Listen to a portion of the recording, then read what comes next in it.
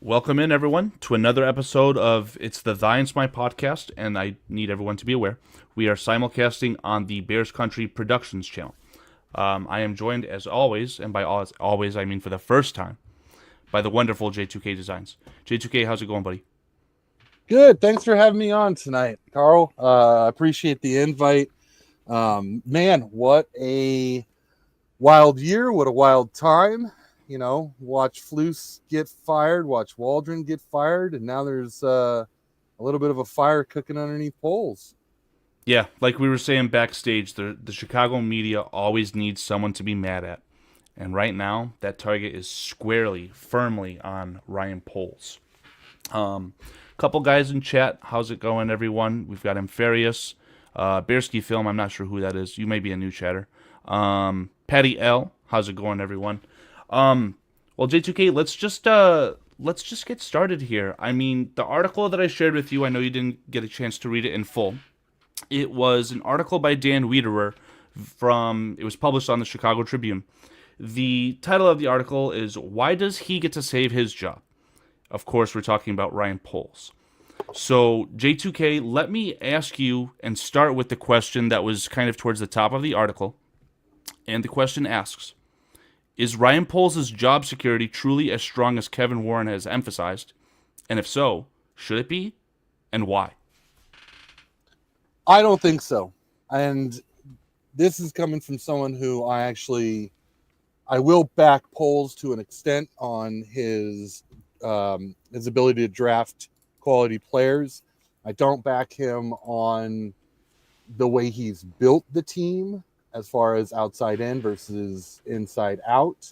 And then on top of that, I think you've got the biggest issue, the looming issue, is 1 year left on his contract. And we look at just how the Bears organization has brought these guys in this weird, bizarre overlap. And, Flus had a 5-year contract, yet Poles has a 4-year contract. And now we're going to bring in a new head coach with 1 year left on Poles' contract.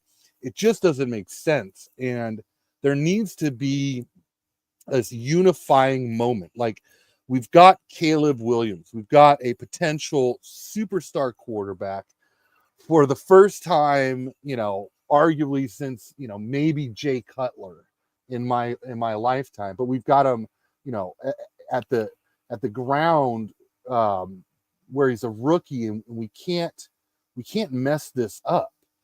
So it's just, for me, it's like, as much as I will back and support Poles and all the good things he's done, there needs to be this proper marriage of GM, head coach, and star quarterback. So, I think I agree with you. But my question then becomes, is there any possibility of a unifying moment that doesn't involve Ryan Poles?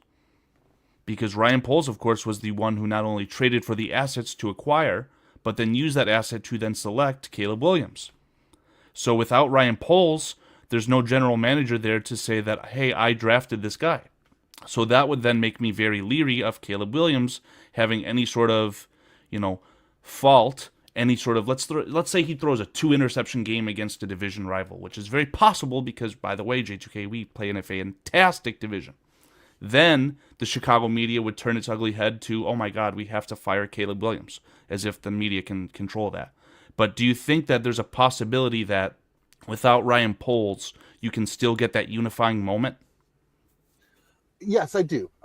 Because think of how enticing the job might be for Ben Johnson, knowing that not only is he going to, get the money he wants to get the coaches he wants to get, have his scheme the way he wants it, but now he gets to go and find his own general manager. And now he gets to play kind of like Kyle Shanahan. Shanahan hired John Lynch as general manager, not the other way around. So now you're giving Ben Johnson this opportunity to go out and find his guy to create his scheme, his identity. And he may do that, licking his chops, thinking about Caleb Williams, saying, I can make this guy a superstar. And all I need to do is, fix the O-line. I think there's enough talent around Caleb on that offense as long as that O line gets fixed. But now he also gets to go, okay, now I've got full control of the Chicago Bears, of this organization, if I get to pick my general manager. Now, the next question is Ben Johnson capable of finding his own general manager? Is he in the circles to know who a top GM would be, or an up and coming GM? I don't know. I also have questions about who he can bring in as a coaching staff, given where he's been from. And I don't think Detroit wants to hand over all their coaches to Chicago and make us a dominant team in their division. So I know he's got to look elsewhere anyway. But it also, hey, if Brian Flores or Mike Vrabel, they're looking at that open GM spot saying, hey, I've got a buddy who's been in the NFL for a long time, and we can do that fist bump at our press conference too. It might be a very attractive situation. I do think that the Chicago Bears, as a destination for a head coach, a general manager, you name it, especially this season, the sky could be the limit, and that has to be very appealing to a Ben Johnson. The thing that makes me very nervous about Ben Johnson, like you said, what are his connections? And the more information we continue to try and find out about Ben Johnson, it's almost as if he was like, he's got this trait that resembles to me Mark Trestman. I don't know if Mark Trestman was a computer programmer, but that was highlighted, I think, in either the Thursday night or Monday night or Sunday night game that the Lions were recently on against the Packers, where they highlighted his previous programming experience, and essentially from that point it was like a meteoric rise. I'm very leery of Ben Johnson turning out to be a weirdo and essentially ruining Caleb Williams if he can't, bring over that offensive line like you said, because I think that's the obvious indicator for the Lions, is that after continued, repeated failure and losing seasons and high draft picks, they were able to invest into the offensive line because it was simple. It's a position of need, and it's a position where if you're drafting at the top of the draft, you have to acquire those tackles to acquire the top talent. Now we're looking at the best offensive line in football. So what can Ben Johnson do without that? I mean, Jared Goff and Caleb Williams, I don't think that they are comparable whatsoever. I think that Caleb Williams' biggest strength is being able to create outside of the pocket, hell, even inside of the pocket, whereas Jared Goff is one of the last, people from the old guard, so to speak. Get the ball, statue, throw it down the middle of the field, dice you up. So I don't know. I'm not too convinced of Ben Johnson being him, and I don't think that the Bears should make him the highest paid coach, allow them to fire Ryan Poles and bring in his own guys. I would be very scared of that. Yeah, I do agree with you. I do have like Josh McDaniel vibes. Like, he looks great in Detroit with all this talent, a general manager who's given him not just so much talent on the offense, but his hit on that talent on the offense.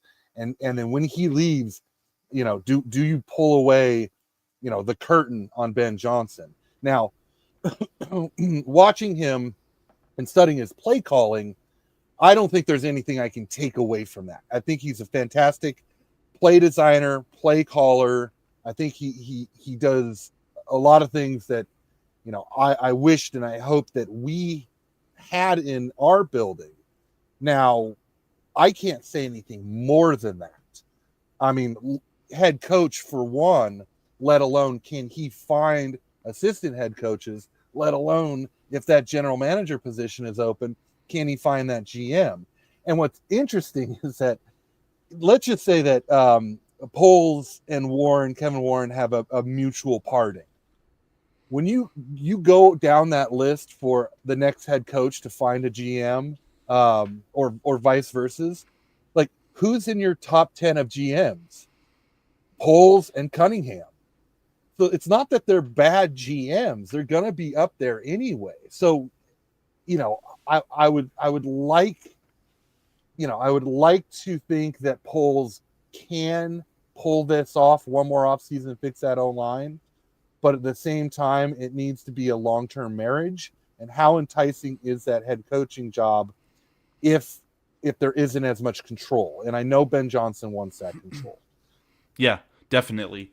And that I don't know if you read this part of the article or if this is just truly how you feel. I have to assume maybe a bit of both. But the fact of the matter is, in this article that I'm referring to from Dan Weiderer, let me lead with this quote. Dan had written that, not Dan Shortino, by the way, Mr. Weiderer. He writes, within league circles, some wonder whether a full reboot still may be considered in the coming weeks, particularly with the stakes of the upcoming search that the Bears are embarking on. And he says, one of the options to entice and to get a top candidate as a head coach to sign with the Chicago Bears is, again, a contract extension of the GM, Ryan Poles, to marry the timeline of the new coach. So I think that we're all on the same page in the sense that we do want, and as Bears fans at this point, need a unifying moment. I just kind of feel like without Ryan Poles, it gets weird with Caleb Williams. The flip side, and I don't know if you agree with me, I would have to imagine that at the very least, 80% of the NFL, ownership, general managers, head coach, just 80% of the NFL would have absolutely slam dunk drafted Caleb Williams first overall in this past draft. So I feel like Caleb Williams is a global phenomenon in that sense, right? I don't think that there's any problem with pairing him, knowing that he's going to be the quarterback of the Chicago Bears, hopefully for the next decade plus. Man, that said, there was one bit of juicy, the only part that I got to that was really enticing to me. Weiderer had also written that a former AFC executive had been quoted as saying, all that talk over the summer that Caleb was being dropped into the best situation a rookie quarterback had ever been in, I honestly thought all of that was incredibly cringeworthy. So my question to you, J2K, do you feel like that scenario that the Bears had kind of portrayed publicly as far as them being the best situation that the number one overall pick had ever been dropped into, did you buy into that? Do you feel like that was wrong from the jump, or are you kind of surprised with how things have turned out? Well, generally, you look at the number one overall draft pick as a quarterback has gone to incredibly horrible teams. Yeah. We were there because the year before we were the worst team in football, and that was a complete teardown of a team, and the roster just wasn't there. I do think that there's a way to, chop it up, dice it up into, yes, it was the best position for a number one overall rookie quarterback to go to a team, was the best, the most talent, the best previous season record. There's a lot you can kind of do with these kind of statistics, and then you make a claim like that, and then that becomes the headline, right? You look at other teams that I would say I thought had less talent who drafted after us, like Denver and what Peyton is doing with Bo Nix. You look at Washington and what they did early on with Jaden Daniels. I think they came down to earth a little bit year before with CJ Stroud and the Texans. So I think we're at a point where now you're saying, okay, well, maybe the roster talent was there, and it's true that Caleb was given the best situation of any other number one overall pick, but obviously the coaching wasn't there. I still think the build of the team was lopsided. It wasn't trench heavy enough, and too many of things has made it look like a cringeworthy statement at this point in time. Okay. I do agree with a lot of what you said. You've brought up the philosophy a couple times, and I would love to dive into that just a little bit. So you're of the firm belief, as Dave had said, he's in the camp of, and I won't recite that joke, but you feel that the best philosophy is for a football team to build inside out. Is that correct? Yes. Okay. For being very general about it, yeah. Yeah. I think that inside out compared to outside in, as what many Bears fans think is the philosophy, I think you absolutely have to do inside out. It just makes sense, and it's kind of, especially if you have higher draft capital, that's what you should be investing in. That said, though, I don't think that either of those options, choosing to select one or the other, I think that they're both wrong in the sense that I think that drafting best pick available is the only way that you should be drafting in the NFL, period. Now, it's a bit of circumstance because a lot of people will say, well, why didn't you address the left tackle position with the ninth overall pick? Or why didn't you trade down when you knew that you had obvious holes with the ninth overall pick? And to that, I would say, look at the list of wide receivers that had been drafted in the past 5 years. I did this on a very rough scale after a BCP show once, and I made the personal decision, choice, whatever you want to say, that Rome Odunze would have been the best wide receiver and the first wide receiver drafted out of the last 5 drafts prior to this. I think it was a very unique situation for Rome Odunze to fall to us. So I don't necessarily want to fault polls, and I'm aiming, I should say, to kind of come up with something that, us on the show can go through together, and we can analyze the moves. Okay, was this a hit or a miss for Ryan Poles? And when we're talking about Rome Odunze or the other draft picks that he has made, I want to say that the strength of Ryan Poles, I think you mentioned this, was that Ryan Poles is actually stronger in the draft than anything else. He obviously is failing as far as acquiring coaching talent, right? Ryan Poles' decision has led to the Bears making a move that they have never made before. I don't know if they've ever fired an offensive coordinator in season, but I know for a fact they had not fired a head coach midseason prior to Matt Eberflus. Right. There's some good, there's some bad, and now we talk about free agency. Has he had some hits? Yes. Has he had some misses? Absolutely. Moral of the story here is he's a green GM. He doesn't have the experience. I believe he's a first-time general manager. I think that the move is to stick with Ryan Poles and let him see if he can fix this. Because without Ryan Poles, Caleb Williams doesn't have the guy that was drafted by him. I think that if Ryan Poles doesn't work out, you have to kind of wipe the slate clean like we should have previously, but wipe the slate with firing whatever head coach we may hire now, as well as Caleb Williams' contract would run out. At that point, you can really reset, and I think that getting rid of the general manager now in favor of, let's just say, a Ben Johnson and his staff or a Mike Vrabel and his general manager, I don't know if that's the best course of action. Okay. Couple of things, and I'll just give a quick outline. So, drafting best player available. Why didn't we get more O-line talent and then Rome, but really wide receivers in the draft? So, best player available. It's a bit of a myth, in my opinion. The reason why is because, one, your best player available is not everybody else's best player available. There's lots of, disagreements on how you create a board, right? Two, you have to draft for scheme. You can't, draft outside of your scheme. You can't take a rush linebacker when you're playing a 4-3.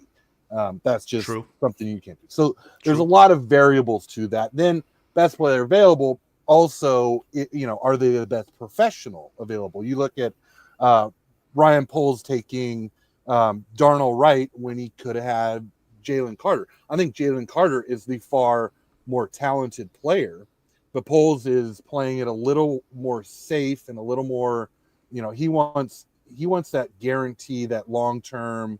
He doesn't want to miss, right? So that's why he took Darnell Wright.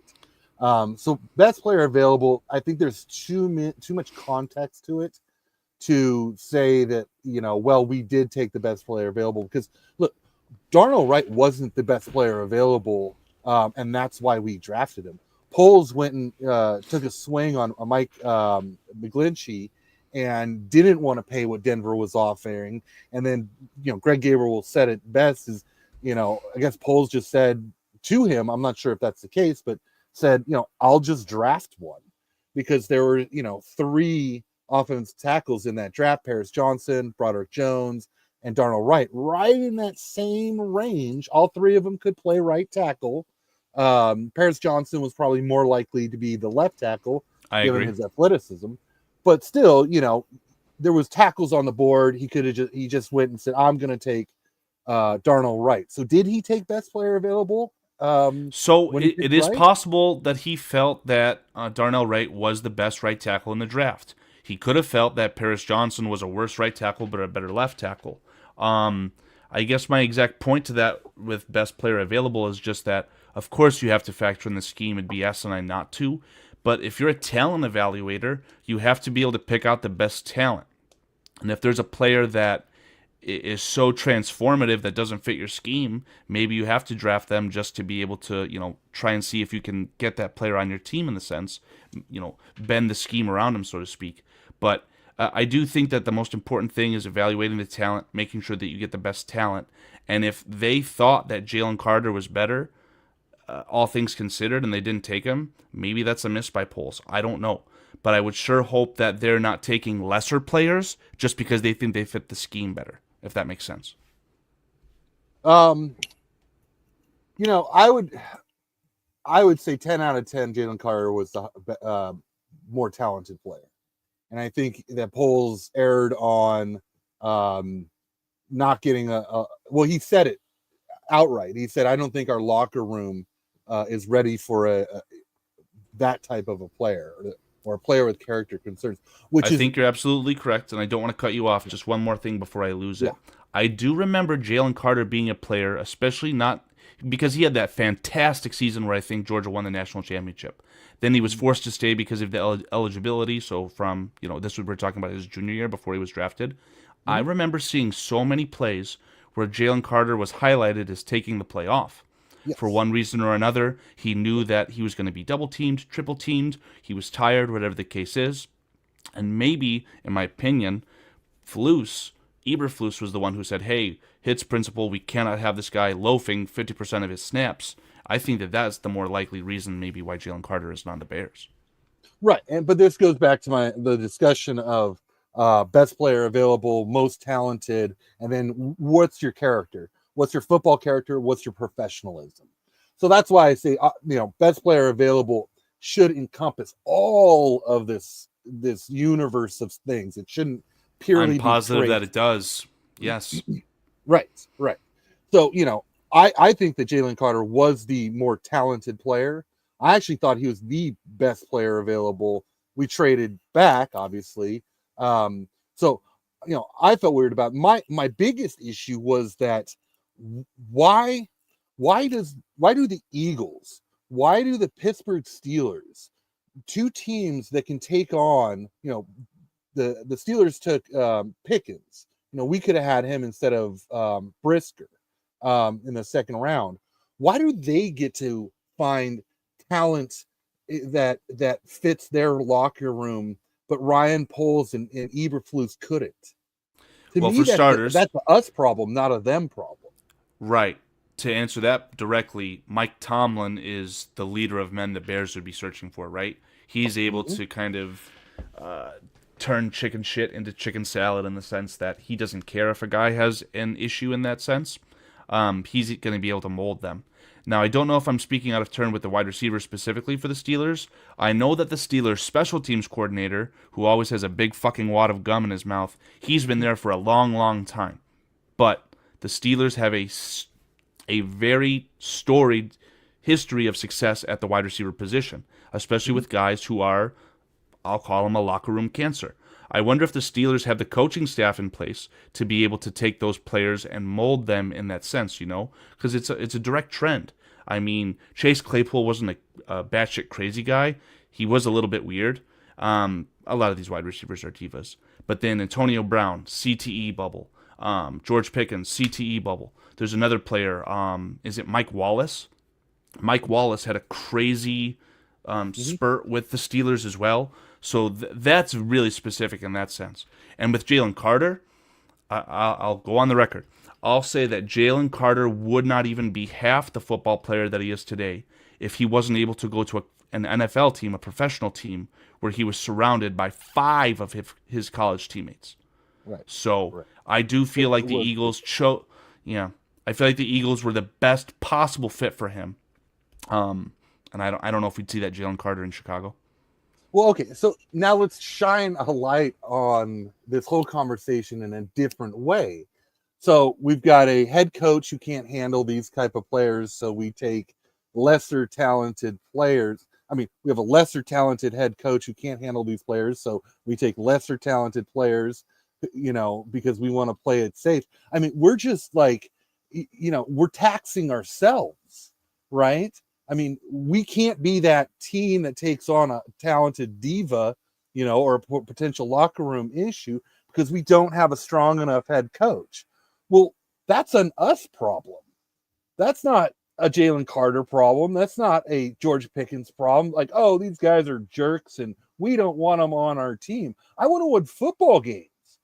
Like, these guys since the NFL, what have they done that's so horrible? Right? I mean, Yeah, you're they're not not wrong. knocking And over gas they've got stations.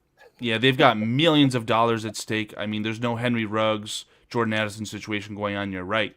Right. I'd almost want to just accentuate what you're saying. The coaching staff plays a big part in it, right? What about the McCaskey Mhm. family?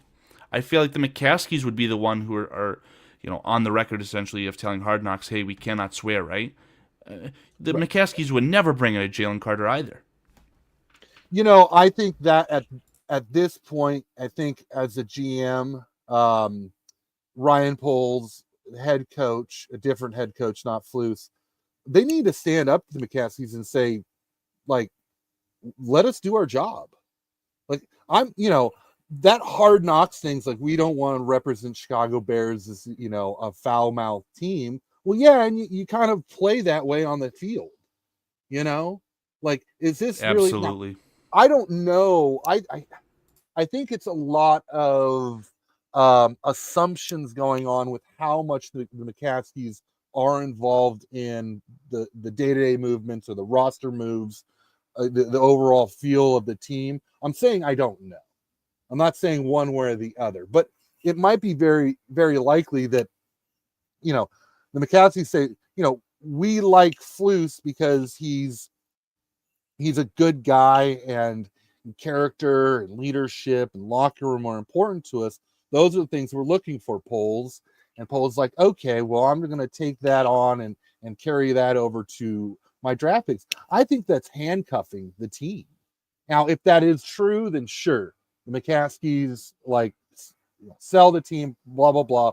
But at some point, we need leadership to actually stand up to the McCaskies and say, stop meddling. Like, oh yeah, we did draft George Pickens because he's going to win us football games, and like, oh well, we don't like that. Well, I'm the general manager, I'm the head coach. You don't get to make those decisions. So there needs to be some kind of a line in the sand with that. Yeah, and in that breath, I actually think that holy smokes, a guy like Mike Vrabel, I think would be very easily not able. He'd be very willing to stand up to that BS, so to speak. And I think that while I don't want Ryan Poles to be, cut from the tree just so that Mr. Vrabel can bring in his own GM, that I would like to see that pairing and see if that would work. I don't know if you saw this picture today, J2K. It was very. You guys can see it in the description of this video as well. But ironically, after they called for the Tribune, that is, called for Ryan Poles' head, in my opinion, you get this picture from the Bears of George McCaskey essentially hitting a vape.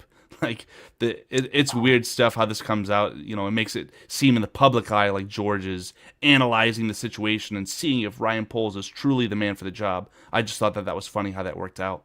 That is funny.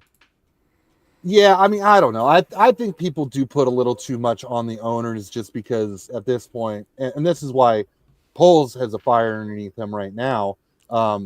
Is that who else do you fire? Who else do you go after? Because it's been so long of a team full of dysfunction. I And don't have my eventually, sign behind me anymore. It used to say "Fire McCaskey," right? but Yes, and eventually you get to the very top, and you go, "That's the problem." I don't know because I'm not in those kind of conversations. I haven't seen that kind of information leaked out, so I do have a lot of questions on the validity that ownership is the end all be all problem over all these years. And it very could be because they hired a consulting firm and that firm came up with three names and Flus is on it. Don't all get that kind of Dan stuff. riled up. Yeah. Oh, right. No, I know. Dan will he gets fired up. He's gonna run through a wall to jump on with us. Well, J2K, let me pause you right there because Yeah. I need to ask you: is your name Dan Weiderer? It's ironic No, not because the way that am I you saying phrased everything that, in his article? the way that you brought that up, almost segues perfectly into this next quote that was in this article from Weiderer and the Tribune. Again, it says, I believe that this is a continuation of what the AFC executive I mentioned said. Actually, yeah, I mentioned that as far as all the talent. So I believe that the quote continues and says, sure, they had accumulated talent for their offense, but I was looking upward inside their organization, to the coordinator, to the head coach, to the GM, to the president, to ownership. The argument could be made that they were 0 for 5 in that regard as far as having people and structures in place that were proven in any way. Essentially saying that regardless of what talent the Chicago Bears had, they were never going to be able to utilize it because their management was, as Dan likes to say, ass backwards. Mm-hmm. Love this comment from Tony Moy. Berenstein. J2K, let me address some of the guys in chat because there has been a lot of people, and we really, really appreciate that. Yeah, shout So out to you guys in chat. Love seeing all yeah, you guys. yeah, Chad, Laz, Antmis, of course, Jeremy Munoz. I see someone, I'm not sure if I've seen this name before. Philip Palmiciano. I'm butchering that. I'm not going to try that again. But welcome in, guys. I appreciate it. Mr. Mayhem, Chicago Sports Podcast. How's it going, buddy? I thought that I had one more name that I wasn't seeing. You guys know who you are. It's Tony Moy. Tony Moy, how's it going? Oh, and the Black Bear Podcast is graced us in here as well. How's it going, buddy? I know we have some Twitter interactions, so it's nice to see you in What's here. happening? Very, very My nice to see guy. everyone. Oh, and Cliffy V. If you want to get on your Don Burr account, Cliff Victoria, just make sure you let us know beforehand. I need to just make sure I don't show you on the screen. And just a heads up to everybody, I'm in the Thigh and Smy chat, so if I don't see you on BCP, know that I still appreciate you guys and thank you for tuning in. Yeah, J2K, I'll make sure that I keep a close eye on chat and see if I can get any direct questions for yourself from the BCP side. Cool. In front of yourself. But to that extent, as I said in the beginning of the show, this stream is actually currently being simulcasted on both the Bears Country Productions and the Thigh and Spine channels.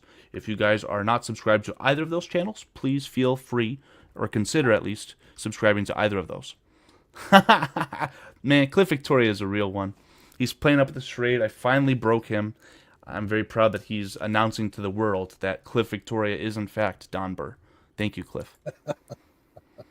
I'm sure I'm furious that Philip has been here. It's just the first time that I've seen him, I believe. But to yourself and to Philip and everyone else, thank you guys for tuning in. It really, really means a lot.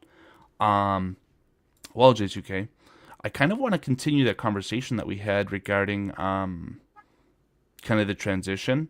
I would like to point out some names. Now, you are a big advocate, in the very least, of interviewing a guy by the name of Liam Cohn, right? Liam Cohn? For head coach? Yes. No, he's I think I may have spoke about him as far as offensive coordinator was concerned. He's with Tampa, doing a good job. I think some people say he's, potentially in consideration for a future head coaching job. I'm not sure. I haven't seen his personality. I think that's a big part of hiring a head coach, not just their play calling and what they do on the field. So no, not so much though. I can give you my tiered list of head coaches when you want them. I want it, and I think I actually want to document it because I think it's important to kind of like have a reference point once we actually get the head coach, just to see how things shakes out. I think that things like that are fun. But in that breath, there was, of course, the reiteration of our offensive coordinator / offensive head coach search this past year. So, of course, some of the names that were included, especially in this article from Mr. Weiderer, of course, we passed on Cliff Kingsbury, Clint Kubiak, Thomas Brown, who actually is the head coach of the Chicago Bears currently, Greg Roman, Liam Cohn, as we mentioned, Zach Robinson, Greg Olson, and Marcus Brady. So a lot of names, I feel like I've heard them before, Mhm. even before that offensive search, and now I'm hearing them again for head coach. Do you feel like any of those names I just listed off, if they were offered the head coaching position for the Bears, would they even take it after being denied a job last year, outside of Thomas Brown, of course?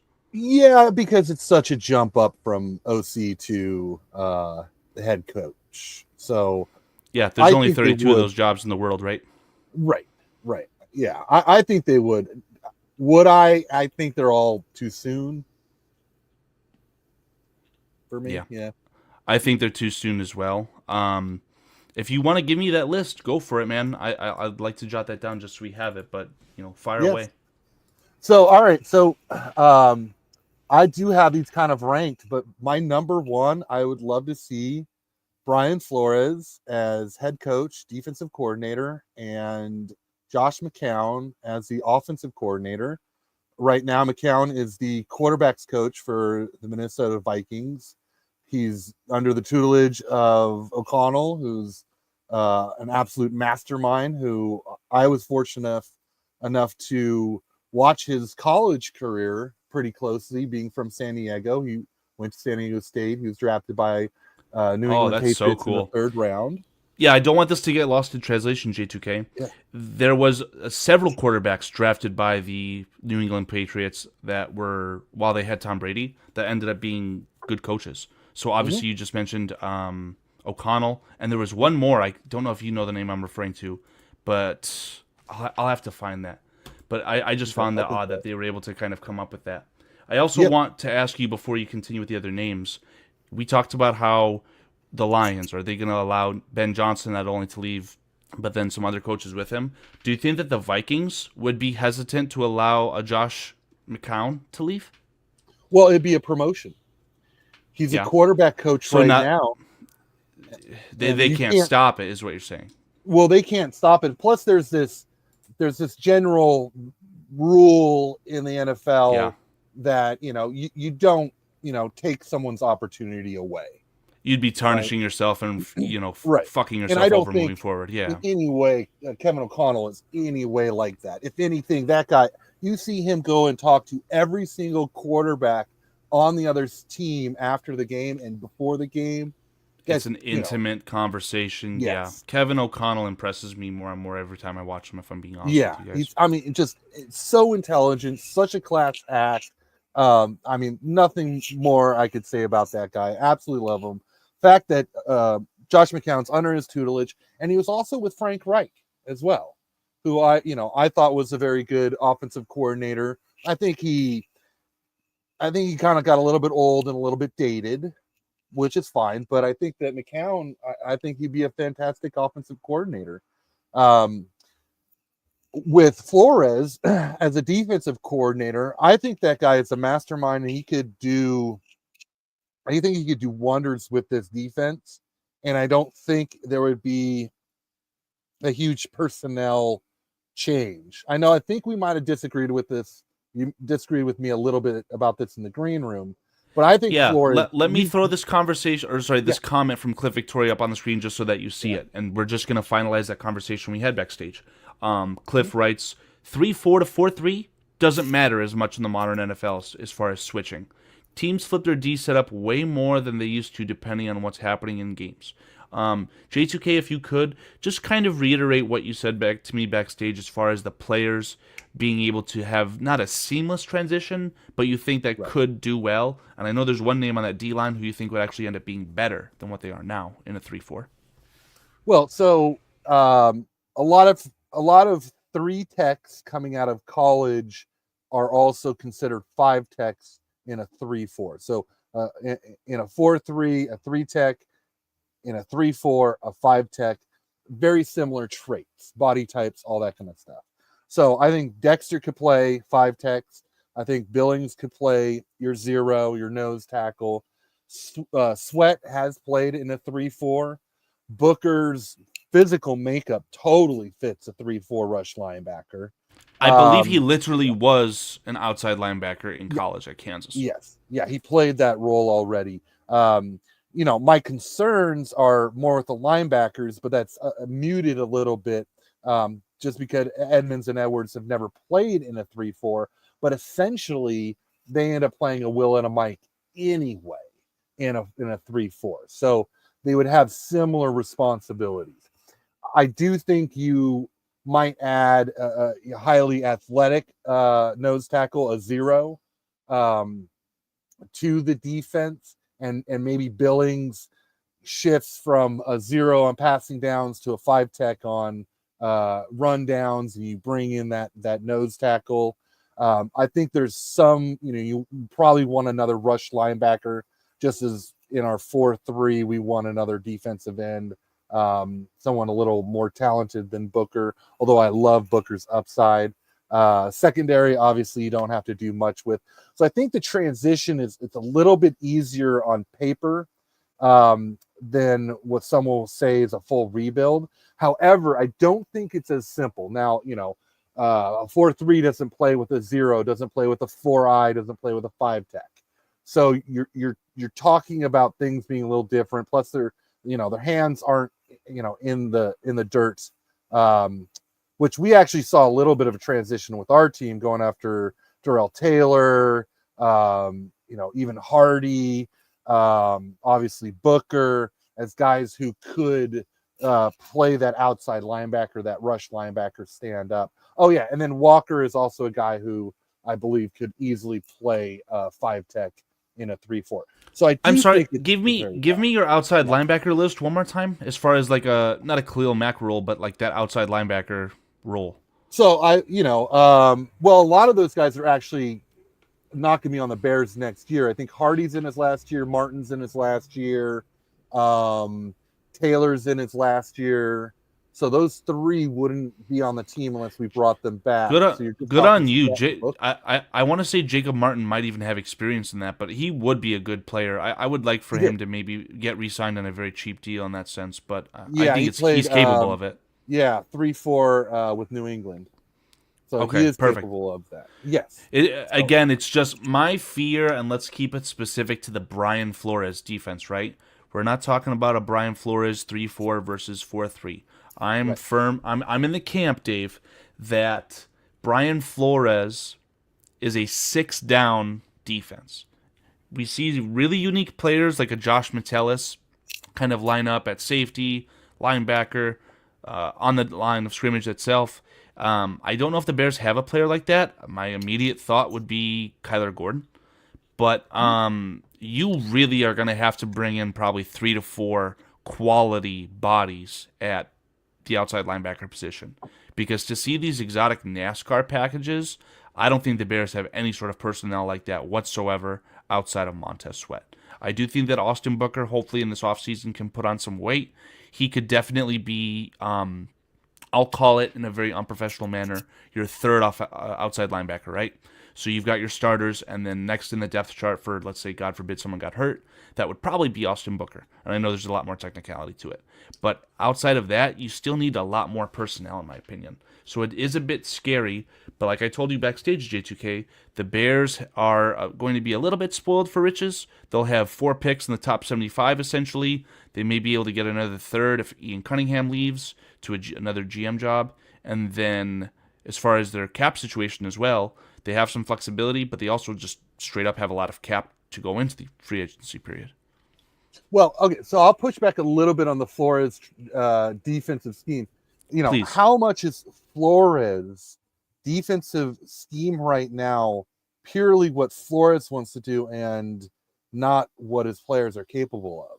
He took Ivan Pace was an undrafted free agent, and he's turned him into just this blitzing middle linebacker, and had fantastic results with him.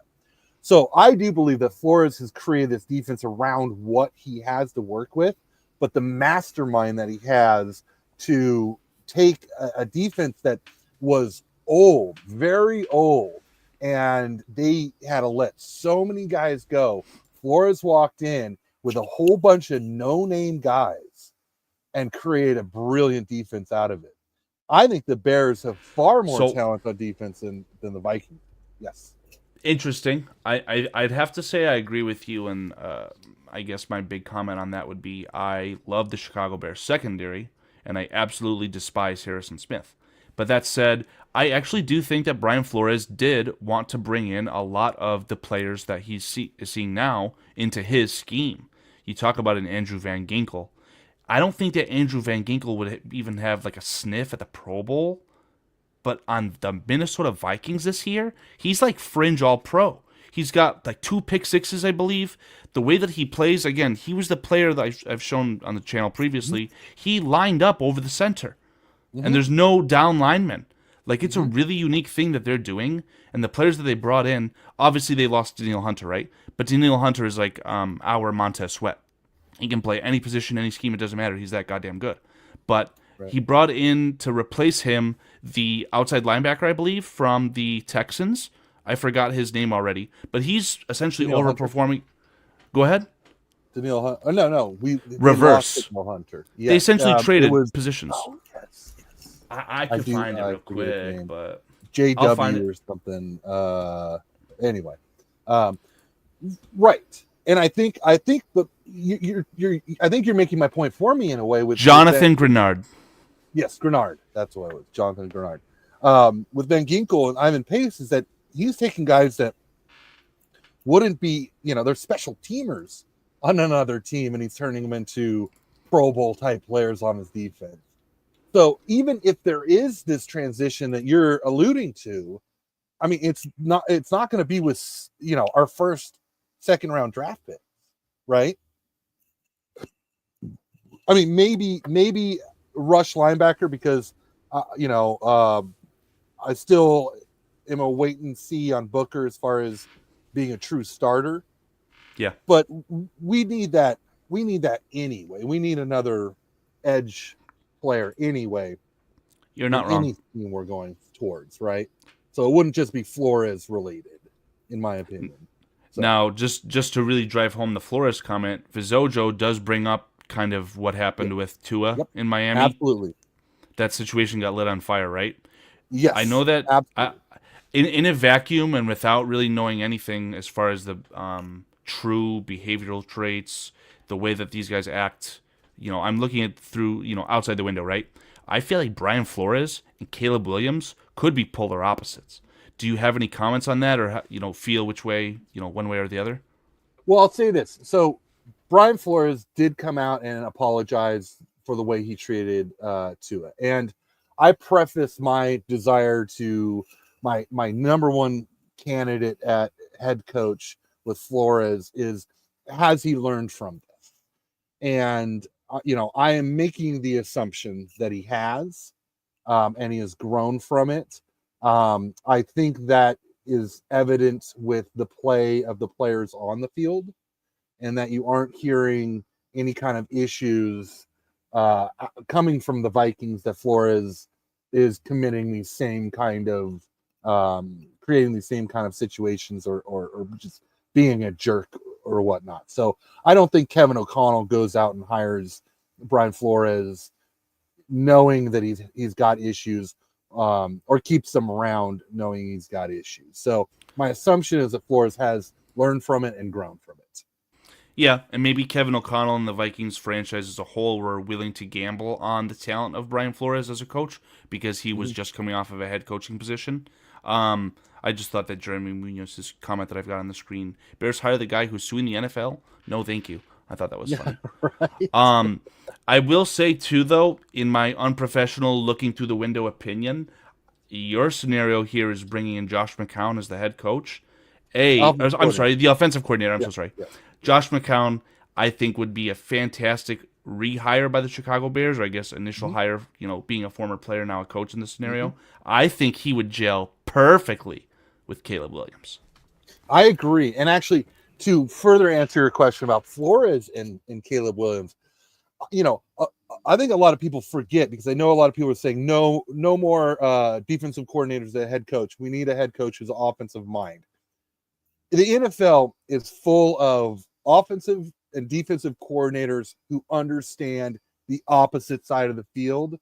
The ones that are so good understand the opposite side of the field.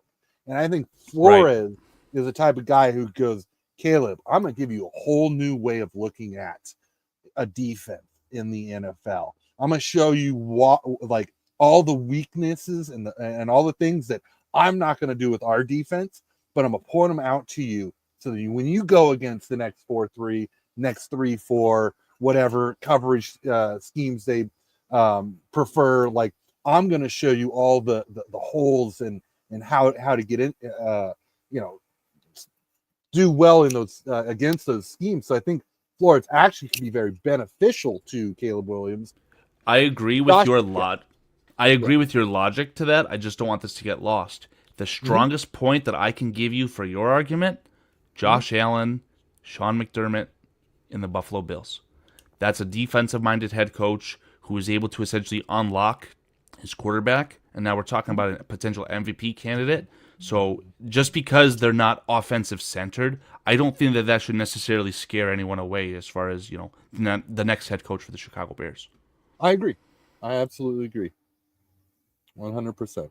I didn't want this comment to get lost with Chad Spieger. He says Edmonds was in a 3-4 in Buffalo. I believe the Bills, who still have the same head coach, are running a 4-3 currently. I'd have to, that would lead me to believe that Edmonds doesn't have any experience in a 3-4. Not to say he couldn't do it, but they have been in a 4-3, and that was the desirable aspect about Edmonds, was that he was coming from a similar defensive scheme that Flus runs. Chad, I'll give you a little bit more screen time here. Joe Brady made Josh Allen an MVP. I'm not going to touch it. I'll give a plug to the Tuesday show on Bearski Film. If you guys want to have a more NFL-centric general discussion, check out the show over there on Bearski Film with me and Dave on Tuesdays.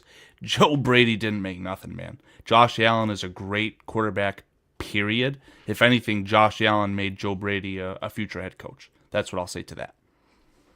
I will say that Joe Brady, he has done well given the amount of players that have left and come and gone, alongside an incredibly talented quarterback. Agreed. Yeah. Okay, well, I feel like I keep cutting you off, so I apologize for that. It's just you make want, a lot of points, and I want to ask. Go ahead. Yeah. You want my next head coaching? Yeah, I do. I got a a 3-tier. Let's go. Okay, so the next is Ben Johnson and Robert Saleh.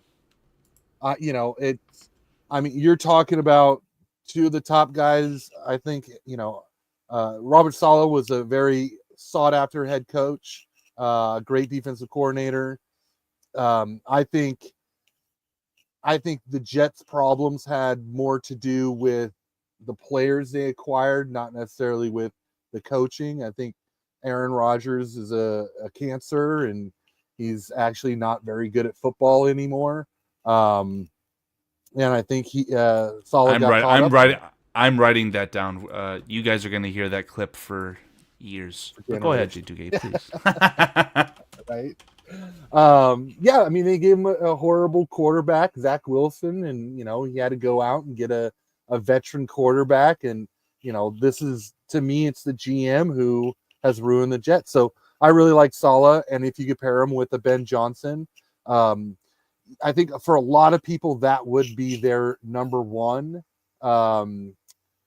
pairing. My concern is really what Ben Johnson is as a head coach, and can he bring the rest of the coaching staff with him?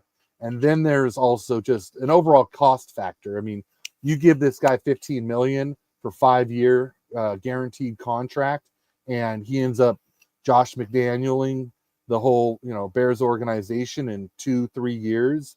Are the Bears really going to shell out $10 million a year for the next best option, knowing they got to pay 15 to this other guy, 25 million a year?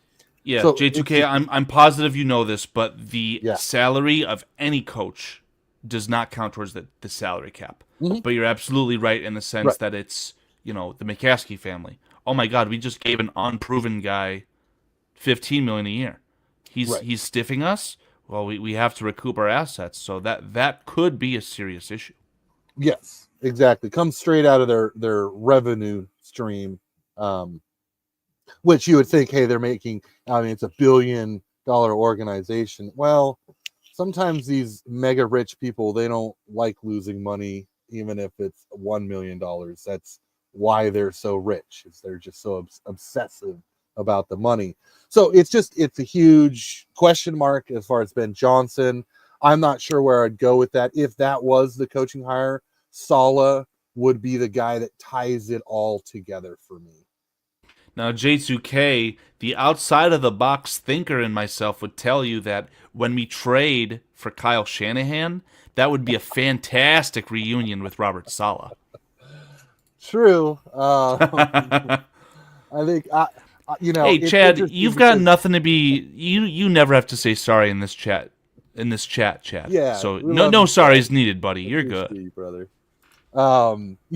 Kyle Shanahan would have to basically fire himself or trade himself because he's the one who wears the pants between him and John Lynch. Well, J2K, are you on TikTok? No, I'm not.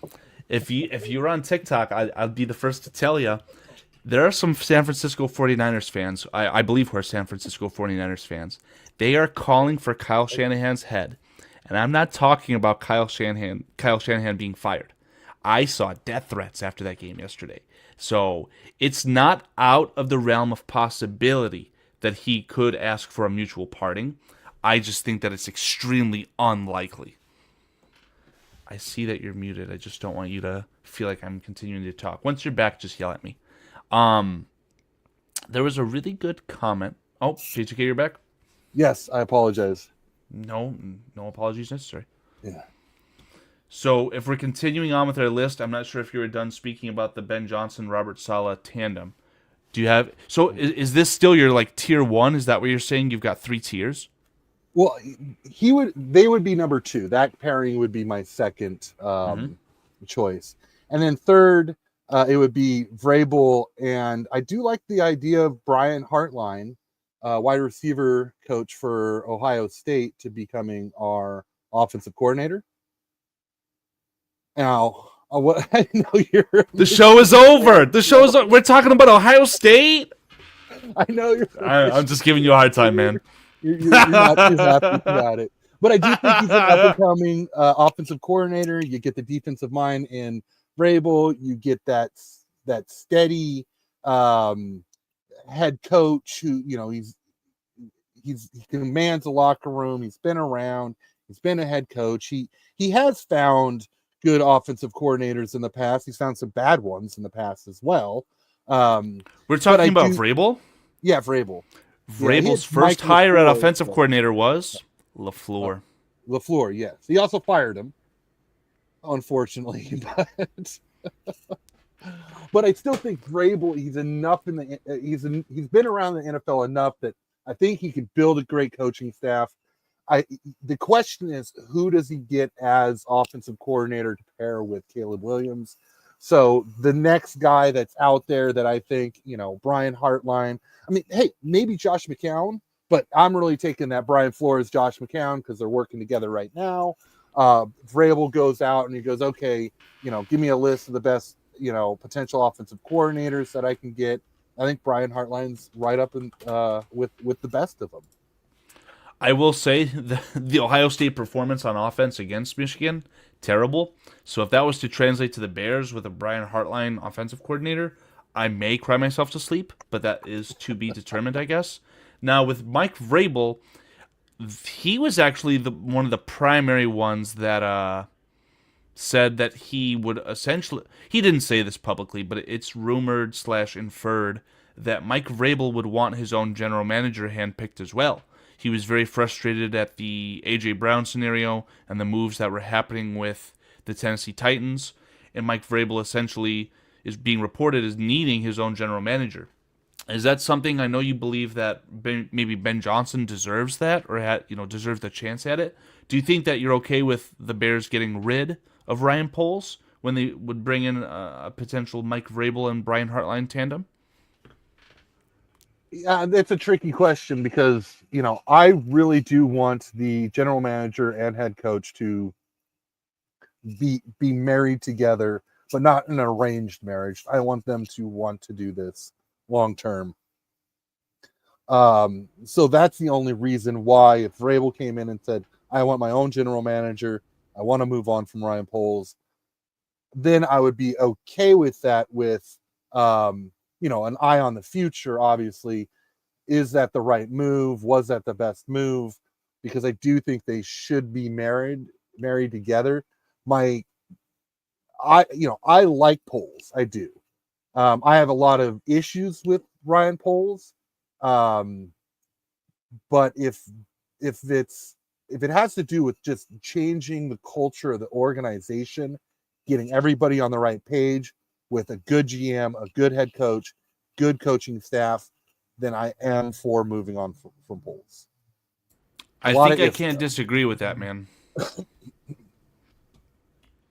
I just liked Scottish's comment here, just saying, devil's advocate. Dan Campbell, Kevin O'Connell, their first time head coaches. I don't know if you put Dan Campbell the second time Scottish, meaning Matt LaFleur. I don't know if Matt LaFleur is a first time head coach.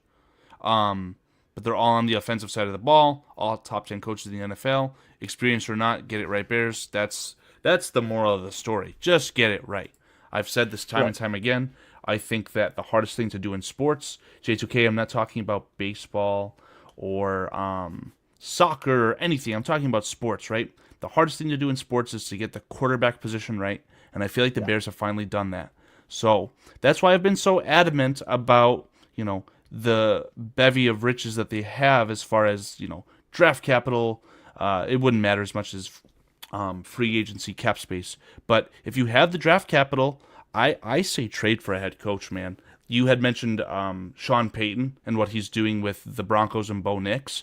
There's a classic meme. I've seen what you've done for others, and I want that for myself. I would love a Kyle Shanahan, a Sean McVay to be able to really mold Caleb Williams into this top-flight quarterback that I feel like he has the real potential at accomplishing. Right. And I think I'm pretty sure it was you who brought up that list of coaches that have been traded for over the history. And it's a really incredible list. And from my understanding, they've all were very successful at the location they landed on. My only pushback on all of that is that this is a list for many years. I mean, 30, 40 years or something. Looking at it. No, I mean, 1997's the oldest, so 20 years. It's essentially a modern list. The newest ones, of course, are Bruce Arians and Sean Payton. But you're absolutely right.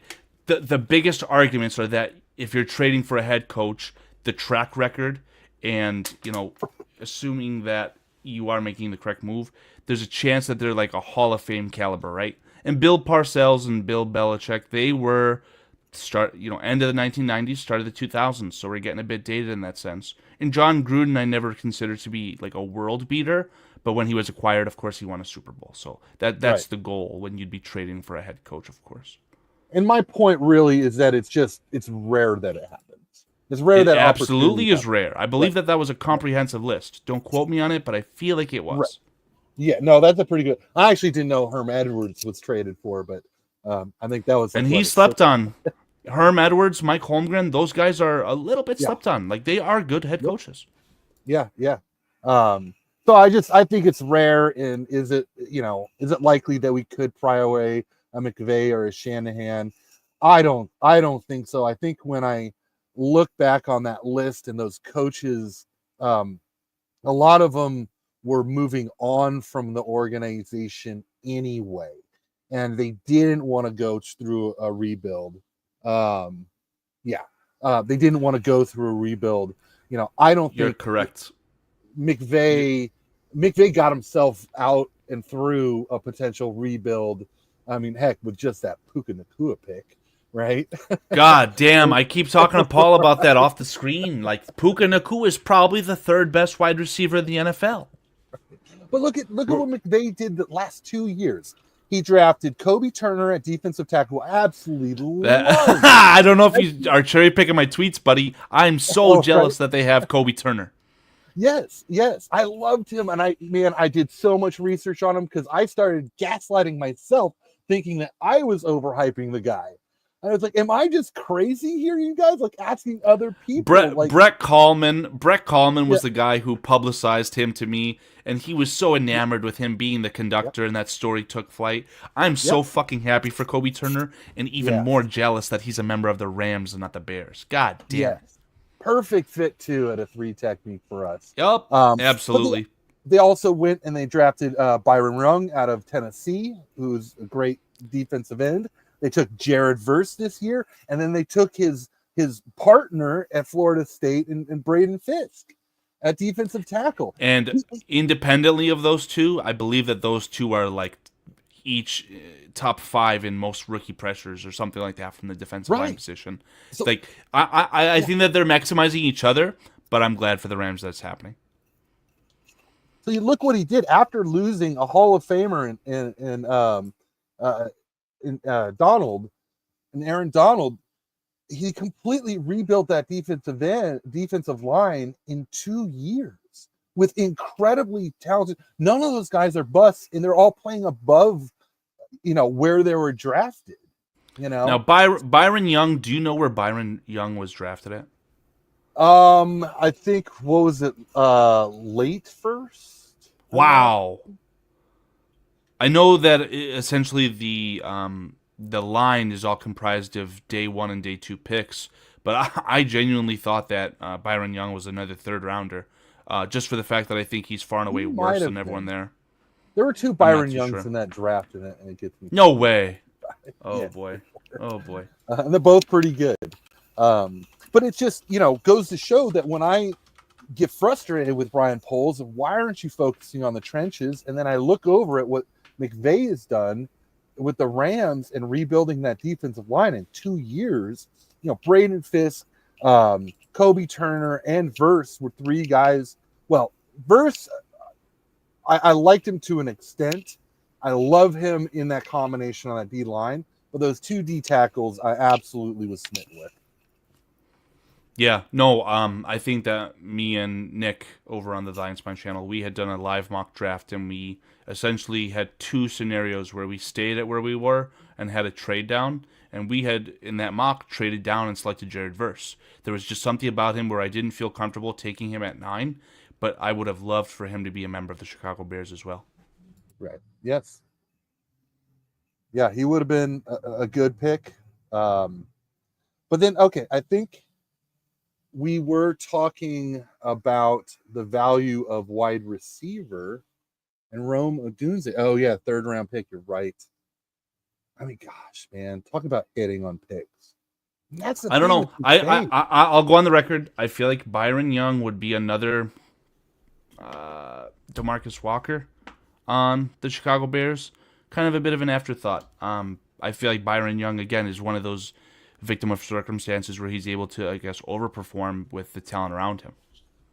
True, but he's doing it with the 2nd year and then 2 other rookies, and he being the 2nd year. So I mean, even if it's the outcome is the more to do with the group, it's still how you build a team. I mean, you flip that over to offensive line. I mean, how much better would Braxton Jones be if we had a good center and 2 good offensive guards? Adam Mason would be the first to tell you that Coleman Shelton is an above average center.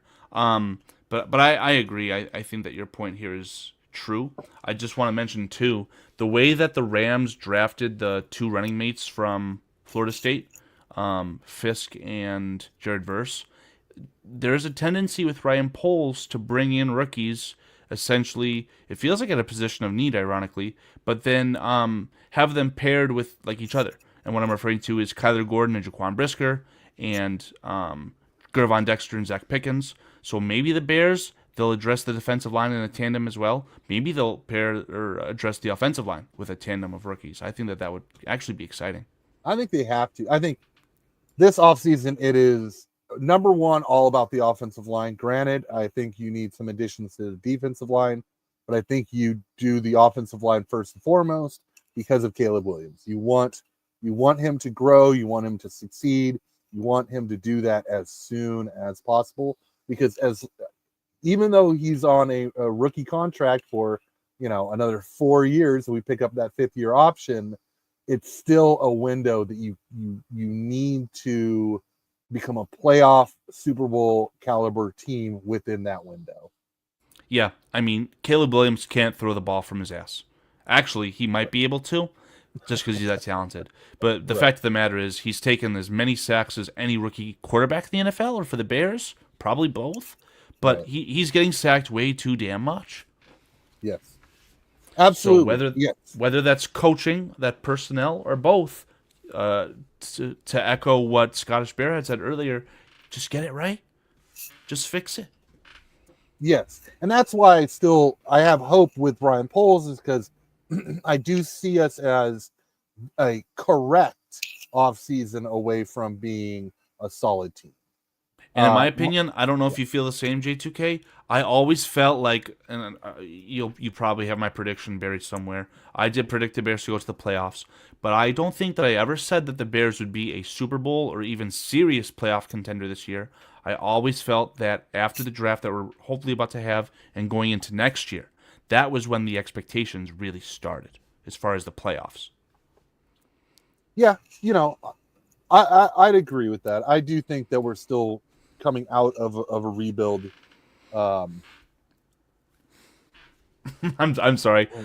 Ignore my shenanigans, but Cliff Victoria is someone who it feels like the only Bears podcast listener that would say something along the lines of the Chicago Bears drafting Ashton Jeanty. I've got proof that I've been talking about Ashton Jeanty to the Bears since like September.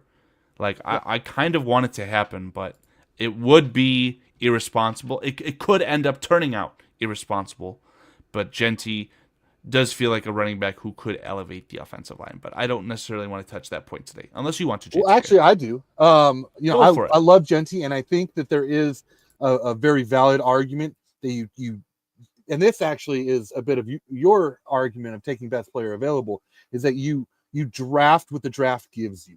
You don't target positional need over talent, right? There's now, to an extent, you have to draft players that do fit your scheme, and you can't obviously draft another quarterback. That would just be stupid. But if Poles goes out into free agency and he gets me a quality veteran offensive guard, offensive center, and another offensive guard, and he just fixed those 3 interior position, we still have 2 second-round draft picks that we could add another tackle. We could add a developmental offensive guard if, say, one of those offensive guards that we sign or center that we sign is old. Was Ryan Kelly? I think like 35, but might be had in free agency to get us through a couple years while a rookie center grows behind him. So I do think if you fix the offensive line, you could go into the draft and draft Jeanty. And I would be all for that if the offensive line is taken care of. I think I have to agree. Like I said, it could turn out being irresponsible, but for me, and this is going to be hard to explain, Ashton Jeanty is one of the best runners of the football, and I know it's at a college level in a lesser conference, but he is so goddamn special at taking the contact, absorbing it, and not like bullying his way, right? It's the way that he becomes like Gumby and is able to kind of elude that. Will that transition flawlessly to the NFL? I do have my doubts. But I think at one point, or he might still be currently leading the nation in rushing yards just on his after contact stats alone. Right. So yeah. Ashton Jeanty could be a very special player, and it's twofold. If you draft Ashton Jeanty and have him be kind of your David Montgomery, maybe that allows DeAndre Swift to transition into that Gibbs role where he could maybe excel. So you're already paying to that running back. The salary of the rookie Jeanty wouldn't be astronomical, in my opinion, no matter where he's drafted.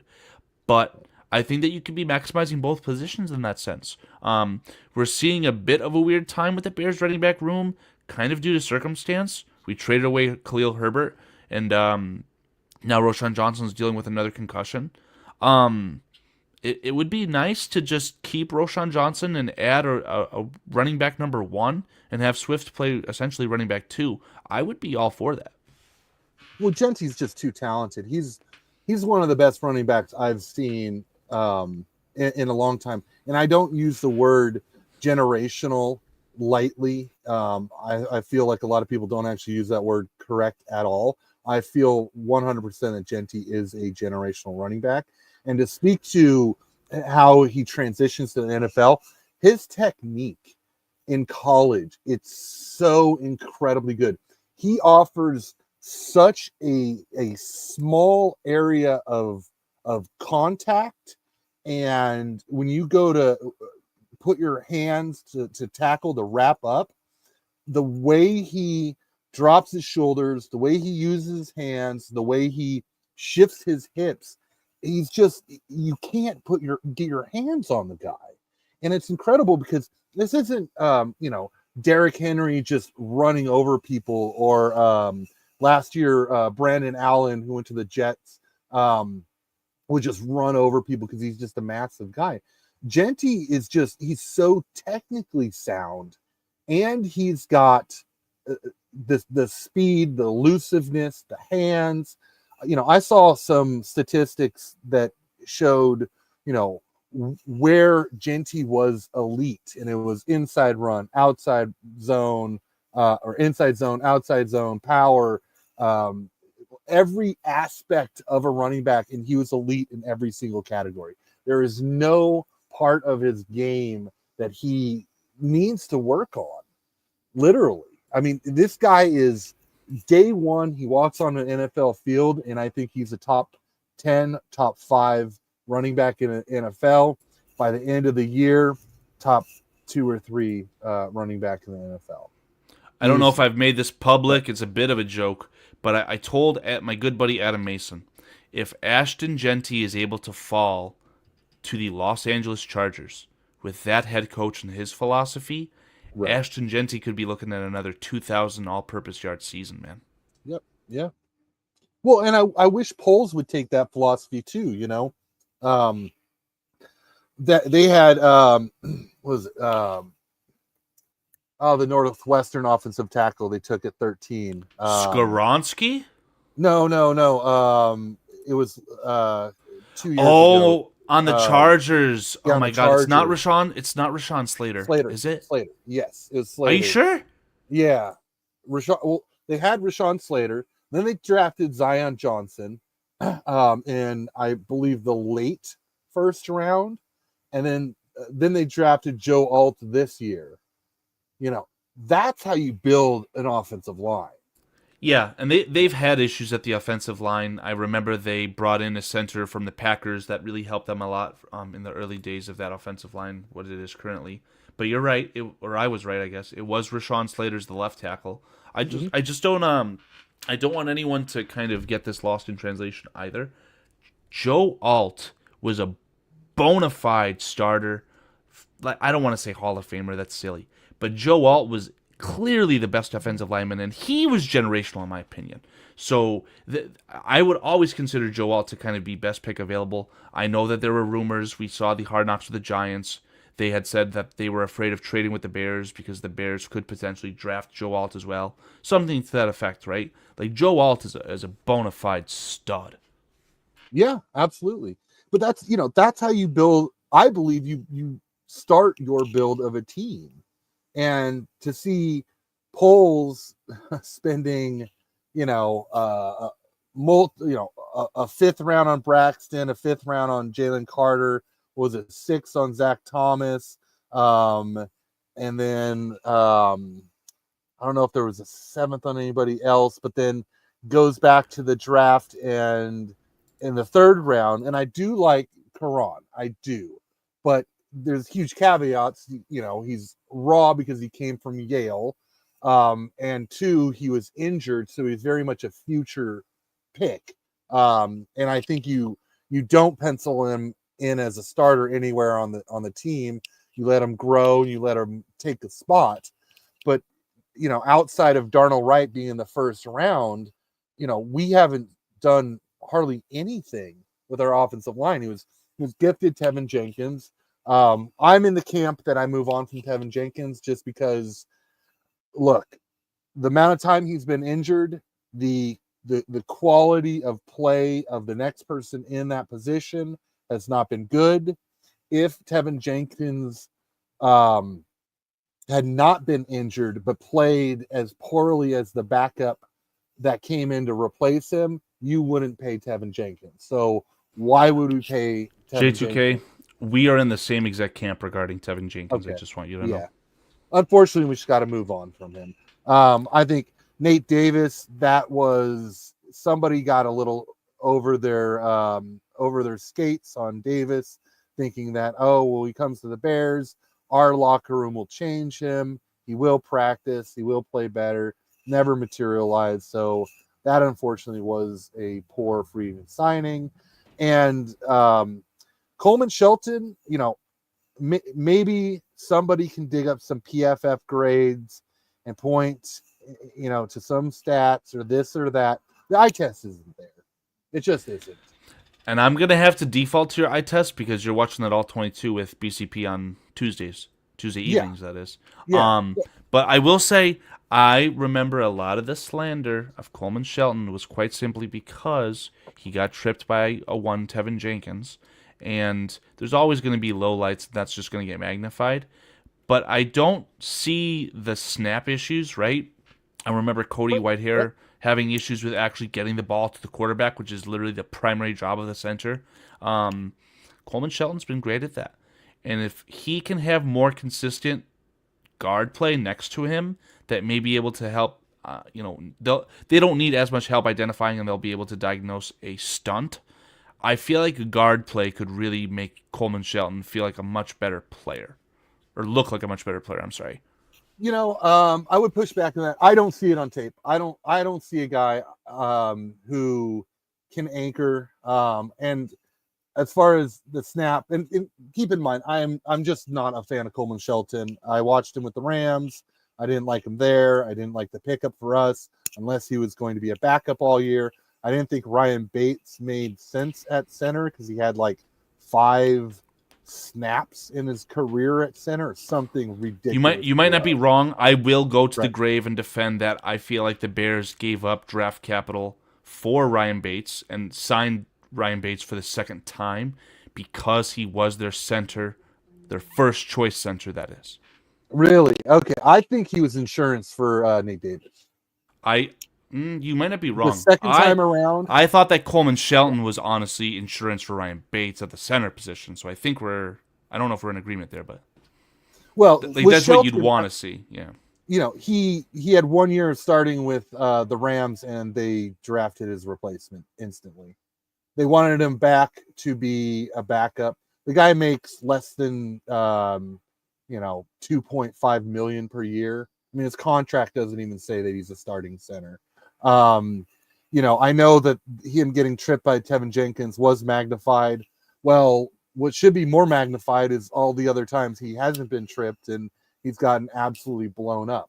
Now, there is qualities to his game that I think will, confuse some people who might be, so heavy set on what PFF stats say.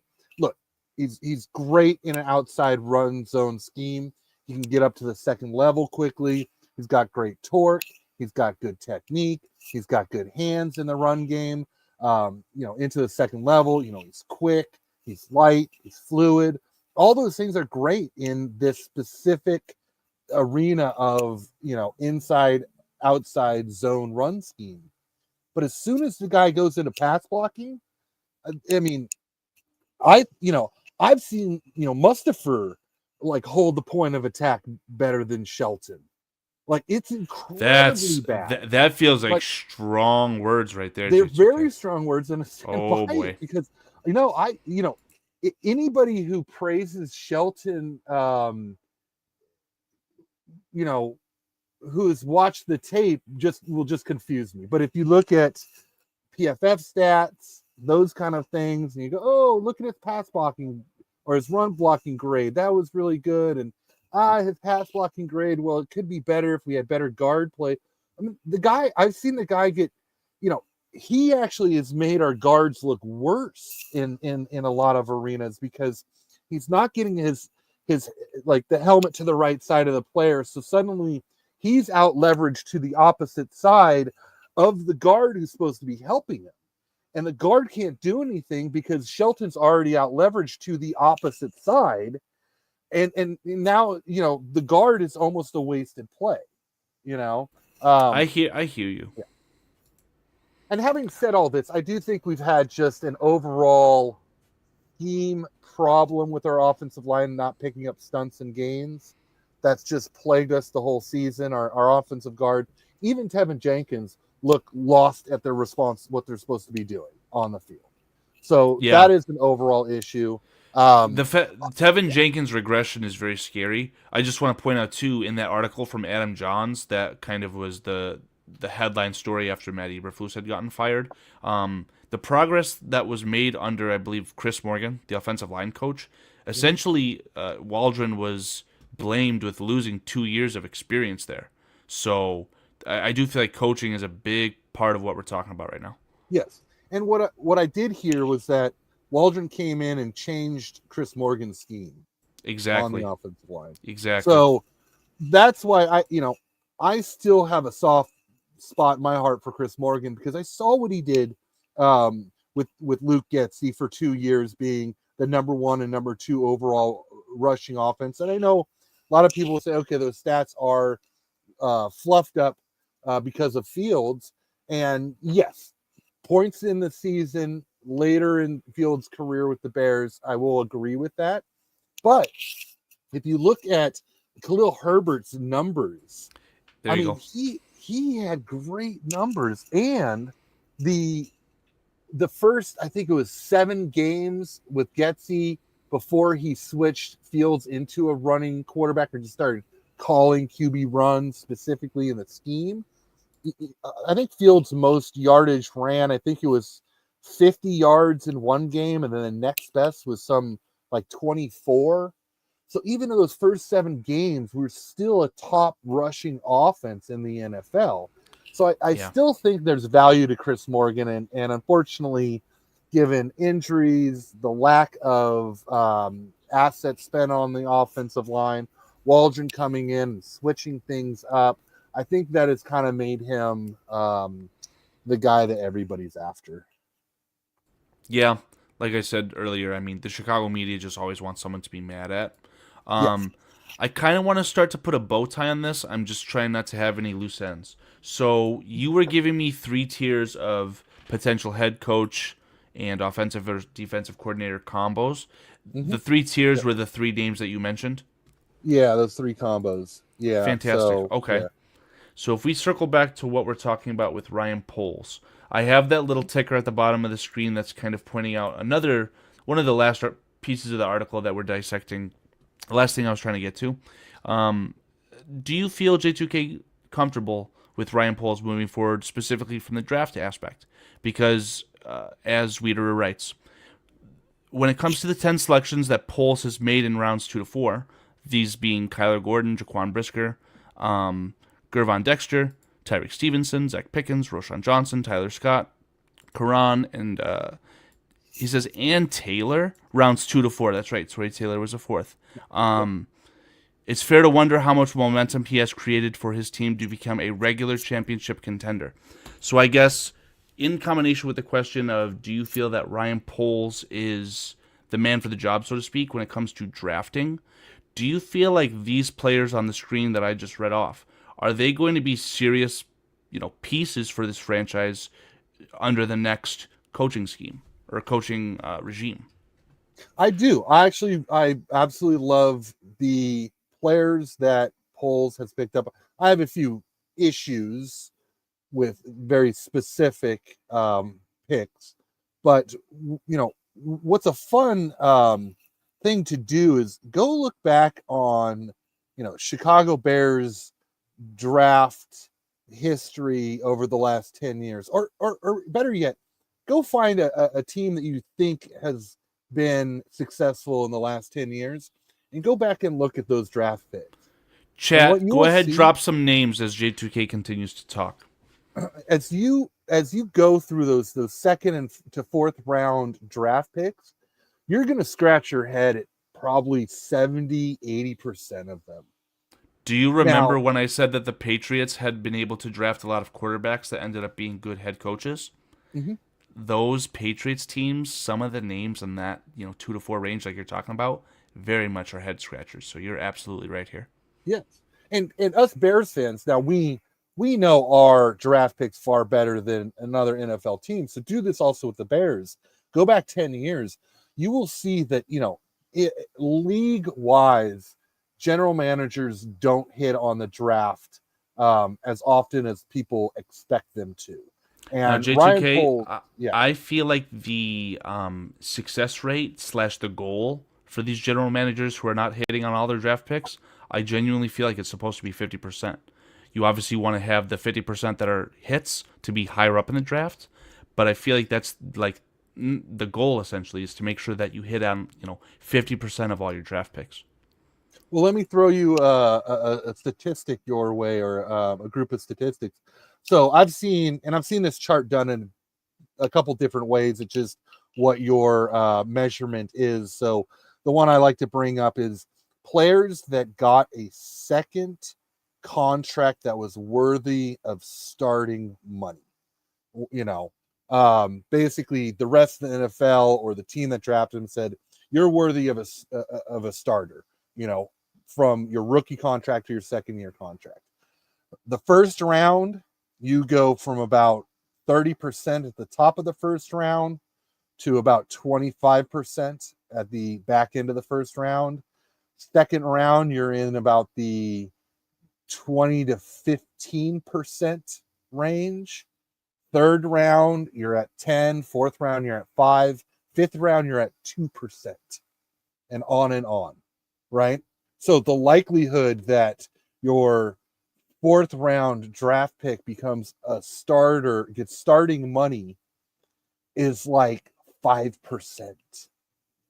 So when people get upset that we drafted Torrey Taylor as our punter in the fourth round, and I'm saying this guy's going to be a 10-year punter for the Chicago Yeah, Bears, if the Bears that's can't a damn afford to good make draft him pick.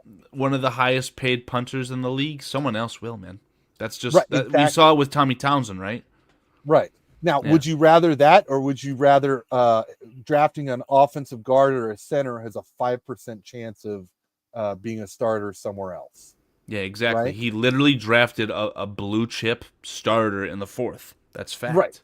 Yes, exactly. So I push back on the whole, we could have drafted somebody else or someone Amen else to that too. could have helped. So what I've seen from Poles' draft, I mean, Roshan Johnson, backup running back, that was a good pick in the fourth round to me. That's where you take a running back. Yeah. He's short yardage guy. I actually like Roshan probably a little more than some other people do. It But I just think sucks he's, because I don't think that Roshan can shine to his fullest extent because of these goddamn concussions. yes, that's true. I do wonder what type of player he could be with a better offensive line too. I always remember Now, his strength being that pass blocking kind of third down back, right? But yeah, it's a weird skill set to pair that with being our goal to go back as well. hmm um, a couple other players. So I mean, Dexter in the second, I think that was a great pick. Stevenson, that's questionable just because of attitude, but I think the talent is there. Brisker with his concussions, I think that was a good pick too with the player. I can't blame Yeah. too much on Ryan Poles with the concussions and the injuries. Those things kind of just happen at random with some guys, unless it's if Karan ends up having the same issues. Although his quad injury wasn't a reoccurring type of an injury. I don't think there's too many guys that we've drafted that had injury concerns, and we drafted them anyway. So that's kind of a pass. None come to my mind. Yeah. Right. I think, I think Ryan Poles has actually done a fantastic job. There's a couple nitpicky things. I obviously had a big issue with Velus Jones being drafted. Like, not just Velus Jones, the player in college, but just the need at the time, the role that he played. Like, we were in a complete teardown, and you take a kick return gadget guy who ends up not being able to return kicks. Like, it's just like, to me, that was just so boneheaded. And Yeah, the I very don't. I yeah, don't have my favorite banner to put on the screen regarding PFF's true and not fake evaluation of Velus, saying that he had a -5 wins above replacement. I'm with you in lockstep on Velus. That was just yeah. dog shit. But the very next pick was Abraham Lucas, who went to Shane Waldron's, inside zone, outside zone scheme. And I thought he was going to be a guard. He ended up actually becoming a pretty good right tackle. He had some injury history in the NFL, so sure. But the whole point is that, like, Ryan Poles should have been drafting for trenches. So when we talk about where could Ryan Poles have, drafted offensive line instead of the other positions, Velus Jones was a perfect example. And there were Hold other on. wide receivers that I liked Yeah. as well that we could have I drafted. it's just that team was so bad, man. So I believe that was the discussion. You even mentioned it, and Cliff is saying this right here regarding pick. Oh, Zach Pickens. I thought you were talking about George Pickens was a miss, Cliff. But what my point here is, the Bears had quite literally the worst secondary in the NFL prior to drafting Kyler Gordon and Jaquan Brisker. So to say that they should have gone offensive line just because that's what you thought in the spur of the moment, I think that's wrong. And Velus Jones Jr. was acquired incorrectly, but in attempt to give Justin Fields a weapon at that point, because they also had a very, very bad wide receiver room. So I see Well, I'll push why they back on that. drafted him. I do not support the Velus pick specifically. I do push back on that a little bit because, in my Okay. opinion, the whole team was going through a teardown. We were bad. James Daniels didn't want to come back. Poles even let go of a bunch of offensive linemen. Granted, we're backups, but Yeah, they didn't are you complete referring to like the season. Cornelius Lucas or Hambright situation, like the seventh rounders or something? I don't know if I don't even remember if those were draft picks by polls, but continue. I'm sorry.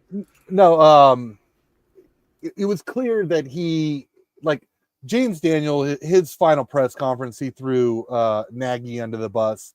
I think the organization or Poles walking in, it's like, well, I can't bring a guy like that back to the locker room. Okay, granted, that's fine. But he didn't go out and replace him. In fact, he did make a point of trying to find offensive line talent in that draft. He just threw a bunch of, spaghetti against the wall to see who would stick with Braxton Jones, Zach Thomas, Jatiri Carter. Gosh, I thought there was somebody else that didn't make it, but anyway. So he did attempt that. Now, sure, the secondary was, well, it was one of our biggest issues. Same with wide receiver. But in my opinion, like it wasn't until we started, we traded Quinn, and then we traded Roquan in season. This whole team was bad, and then he traded talent, that the few talented pieces that we still had on the team. So I mean, you could say secondary was bad, but when you build inside out and you're going through a tear down, then a rebuild, you're going to be a bad team anyway. So why would you start outside and then work in? In my opinion, you start inside, you work out, and then, Kendall Vildor could have been kept around because maybe there Don't do was a it, defensive J2K. line getting Don't do there. it. There are guys that we would still have been a bad team. I'm not arguing that year one or year two we would have been a good team had Poles drafted O-line, D-line specifically heavily, or in free agency gone that route. I still think we've been a bad team. I just think that this year we would have been a better team. I hear you. Again, I'm gonna fall back on. I just feel like best pick available is the best way to go about it.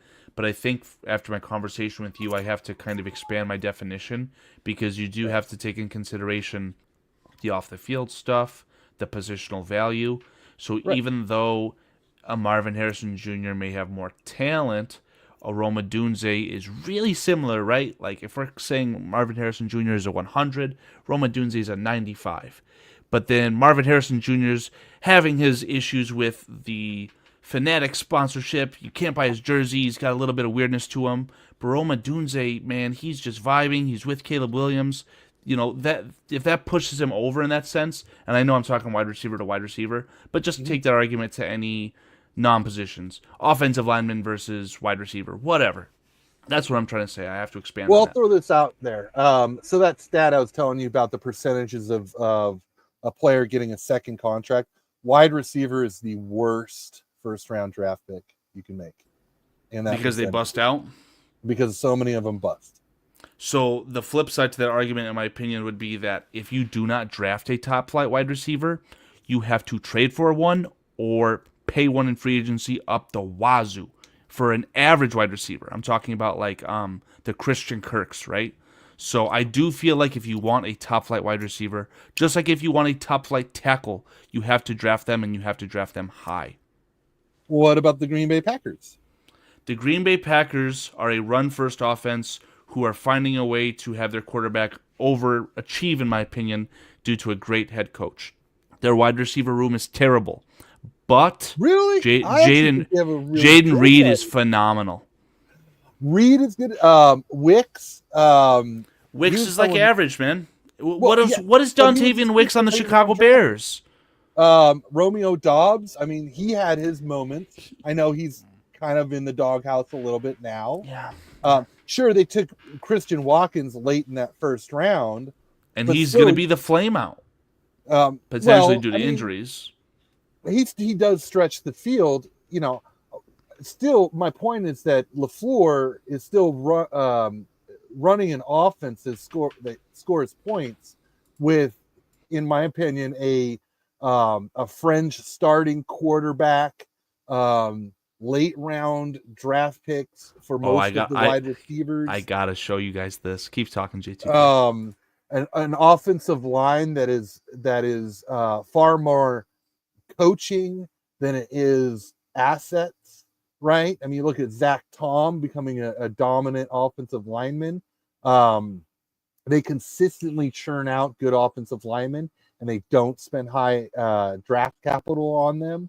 Um, you know, to me, the point Just to is also drive home your point on Jordan Love. The prompt was I had to go through 3 iterations of the this is Twitter's AI, so I had to go through their prompt. I said, show me an overweight Jordan Love eating cheese at Culver's. And I think it ended up giving me a decent that's option amazing. here. Love it. But my point still it's going back to, like, yes, at some point you do want to target playmakers high in a draft because that's where you get those superstars.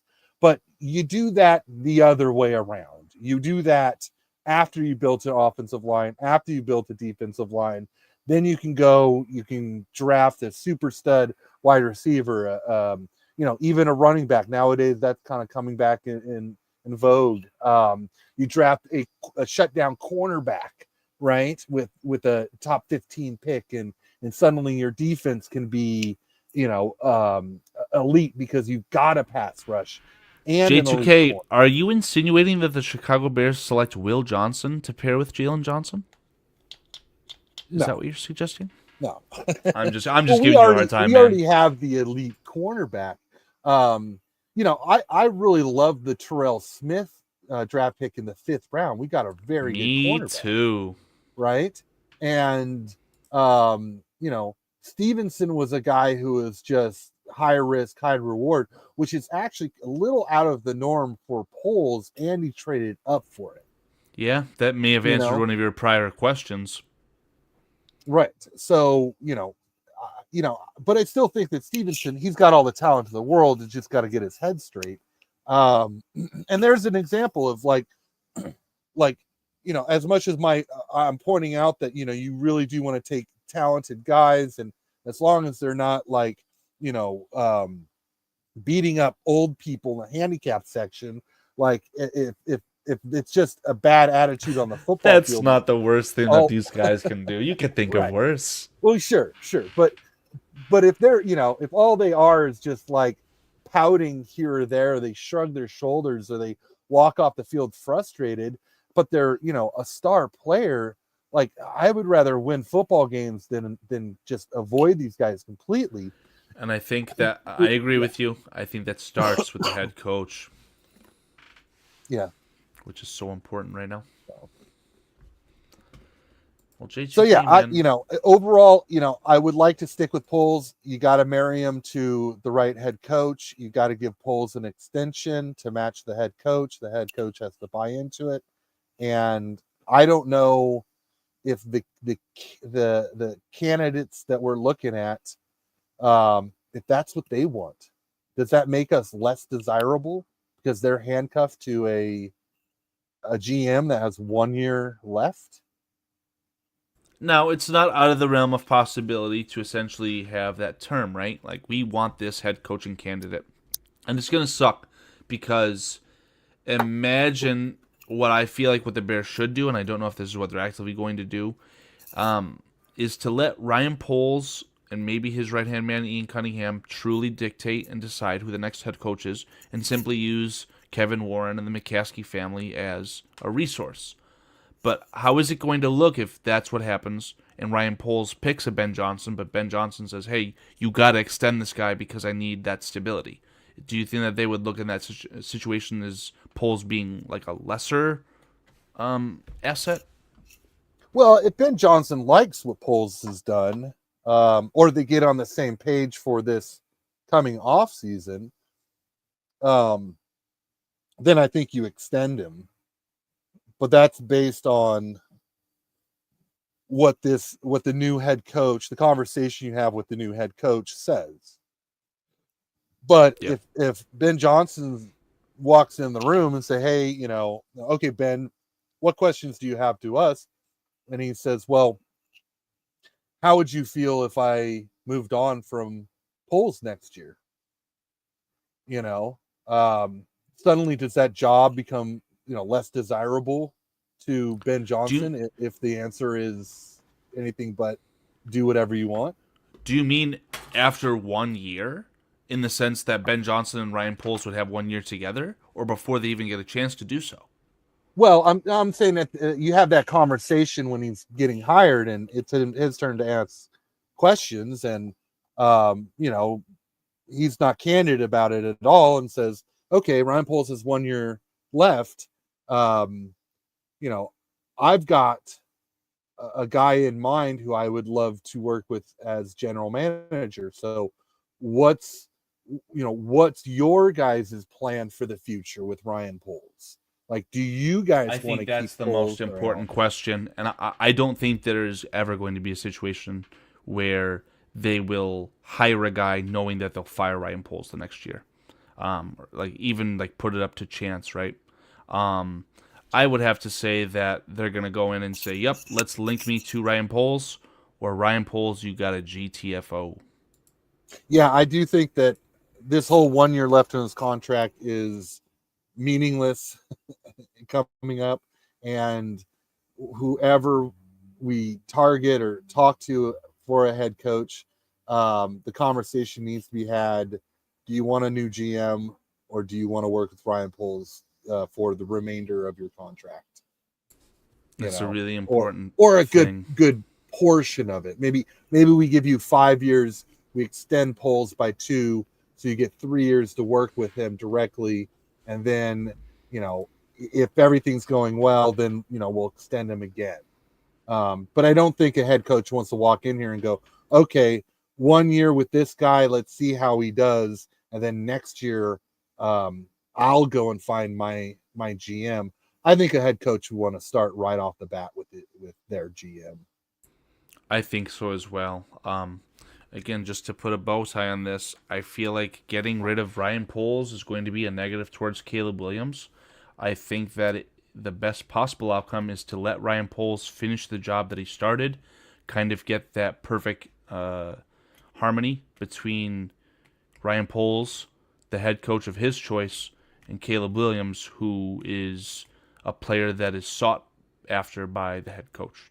And if it doesn't work after that, get them all, at the end of Caleb's contract, doesn't work, bye-bye. J2K, I think we could talk about this for a much longer time, but I think I've got to call it quits. Do you have any final thoughts or anything else you'd like to mention? It's been really fun talking Bears with you, Karl. The time went by so quickly.